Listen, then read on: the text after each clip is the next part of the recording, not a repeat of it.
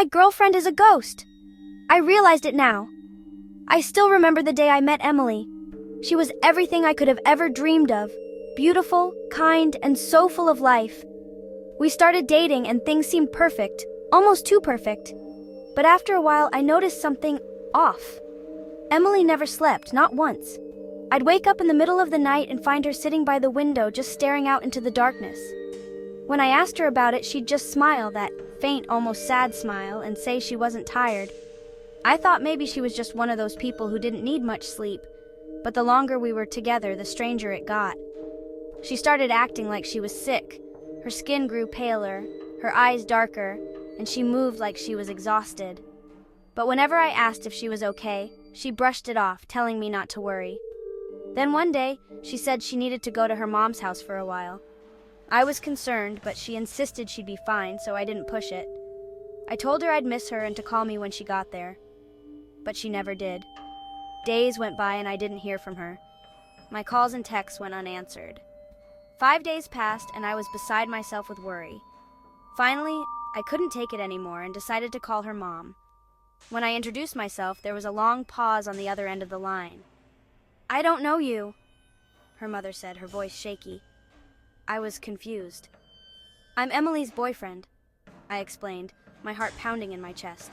"We've been dating for a while now." There was silence, and then her mother whispered, Emily died 4 years ago." I froze. My heart was racing like a sports car, and I could barely breathe. "What do you mean?" I stammered. But the line went dead. I sat there in shock, trying to process what I just heard.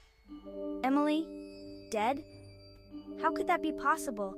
I'd been with her, held her, talked to her. It didn't make any sense. I didn't speak to anyone for days after that. I was terrified, confused, and utterly lost. Eventually, I forced myself to return to work, trying to bury the fear deep down. But the fear followed me home. One night, after what felt like an eternity, I came home from work, still shaken by everything that had happened. I tried to push it all out of my mind, telling myself it was some kind of mistake or a cruel joke. But as I lay in bed that night, I heard something. Strange noises coming from the bathroom. My blood ran cold. I live alone. There shouldn't have been any noises. It was 3 a.m. and I was wide awake, paralyzed with fear. I didn't dare move. I just lay there, listening to the sounds of faint whispers, like someone was standing right outside my bedroom door. I didn't sleep at all that night. The next day at work, I couldn't focus on anything. When I finally returned home, I was too afraid to even walk through the door. But I forced myself inside, my heart pounding. Everything seemed normal at first, but then I noticed something. A slight chill in the air, like the house itself was holding its breath. I couldn't take it anymore. I ran to my neighbor's house and told them everything. They listened quietly, then admitted they'd also heard strange noises coming from my place. That was all I needed to hear. I packed a bag and left, refusing to spend another night in that house. I went to see a priest I knew in the city. He agreed to visit the house with me, but he warned me it might be dangerous. The next day we went back, and as soon as we stepped inside, he told me there were 2 spirits in my home, a girl and a man. The girl, I knew it had to be Emily, but the man, I had no idea who he could be. The priest advised me to leave the house immediately, and I didn't need to be told twice. I packed up whatever I could carry and left, never looking back.